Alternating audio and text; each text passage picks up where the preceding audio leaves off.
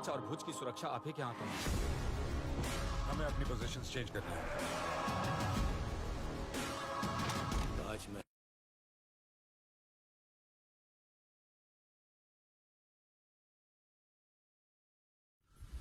I hope you like the tea.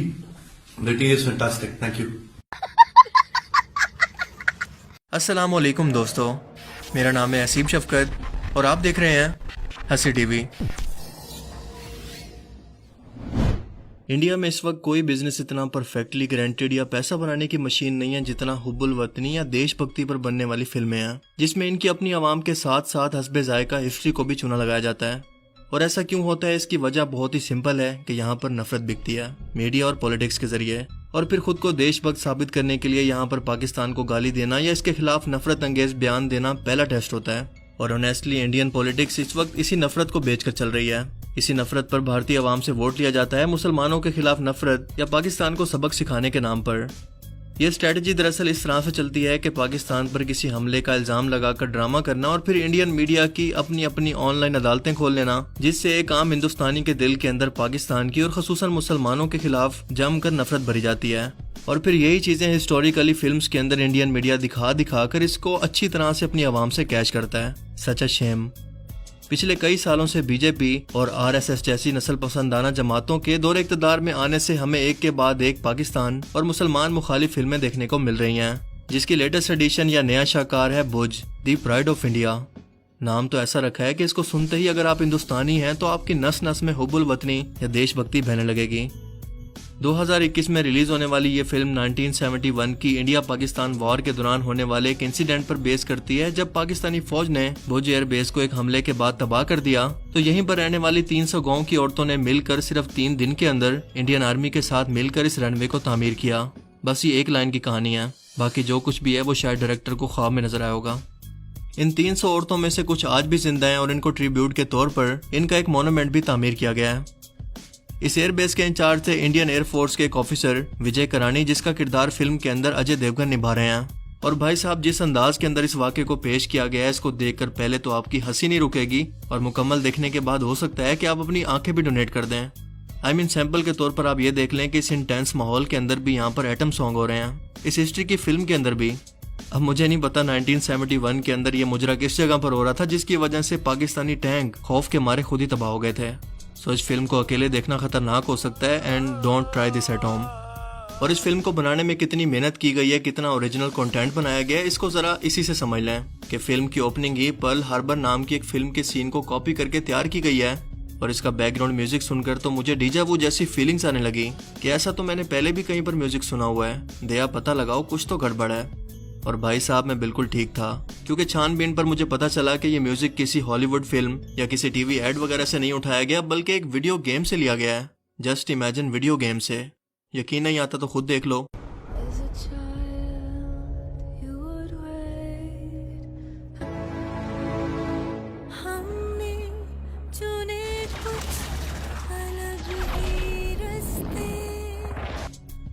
और इस film के अंदर इतनी ज्यादा नकली एक्टिंग, फेक डायलॉग्स और गानों का टॉर्चर बर्दाश्त करने के बाद भी अगर आप जिंदा बच गए तो देखेंगे कि संजय दत्त बिना किसी डिग्री के राह के अंदर जाकर भर्ती हो जाता है।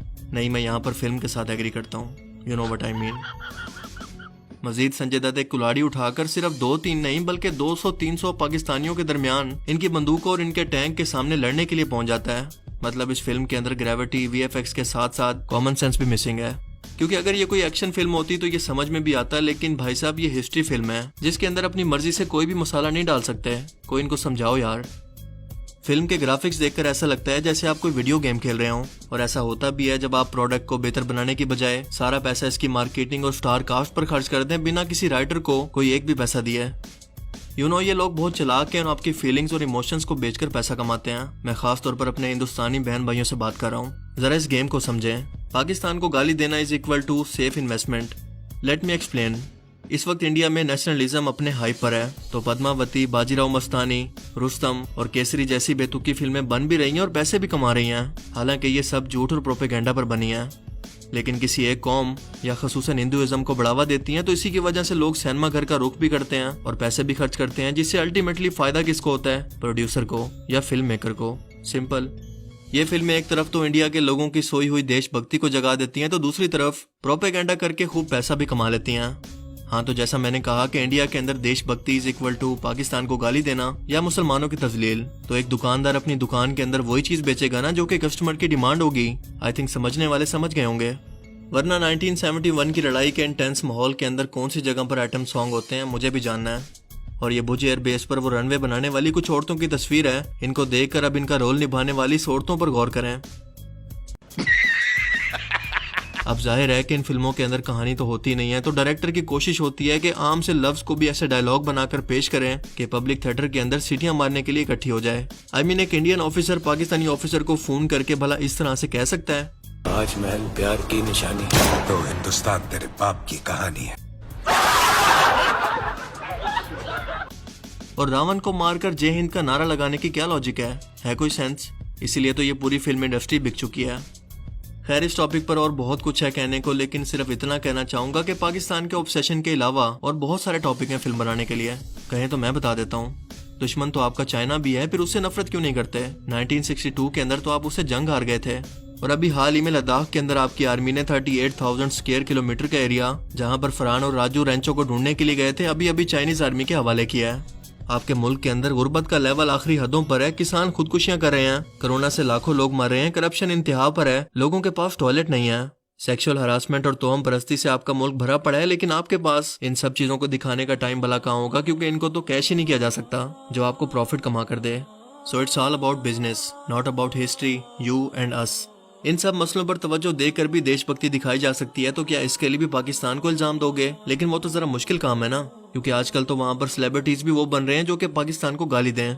इन लोगों को कहें अपनी फॉलोइंग का इस्तेमाल करते हुए अपने शहर को साफ करें, लोगों को तालीम और शऊर देकर इनकी मदद करें, जिसकी इस वक्त इंडिया के अंदर सबसे ज्यादा जरूरत है। सो जब तक ये नफरत बिक रही है, ये फिल्म्स का धंधा भी चलता रहेगा, लेकिन याद रखें कि नफरत और जंग दोनों तरफ से तबाही लाती है। तारीख ने यह साबित किया है कि जंगों का इंजाम किसी भी एक शख्स की फेवर के अंदर कभी भी नहीं हुआ। इसलिए बॉलीवुड को चाहिए कि अवाम को धोखा देकर इनके इमोशंस बेचकर इससे प्रॉफिट कमाने के बजाय इनको हकीकत बताकर इनको शऊर दें और इनकी सोसाइटी के असल मसाइल को सामने लेकर आएं। मुनाफकत बिल्कुल ना करें, क्योंकि आपके मुल्क के अंदर इस वक्त भी सुई से लेकर जहाज तक जो चाइनीज प्रोडक्ट्स इस्तेमाल हो रही हैं, सबसे पहले उनका बाइकआउट करें। हो सकता है कि जिस फोन पर आप ये वीडियो देख रहे हैं वो भी चाइनीज हो। और बात करते हैं देशभक्ति की। बाकी आप इस बारे में क्या सोचते हैं, अपनी कीमती राय का इजहार कमेंट सेक्शन में जरूर करें। मुझे उम्मीद है कि आज की इस वीडियो से आपको बहुत कुछ नया जानने को मिला होगा और ये वीडियो आपको पसंद आया होगा। अगर ये वीडियो आपको अच्छा लगा तो इसे लाइक कीजिए और अब मैं मिलूंगा आपसे एक ऐसी ही नई इंटरेस्टिंग वीडियो में। तब तक के लिए अपना बहुत सा ख्याल रखिएगा। Thanks for watching this video. Allah Hafiz.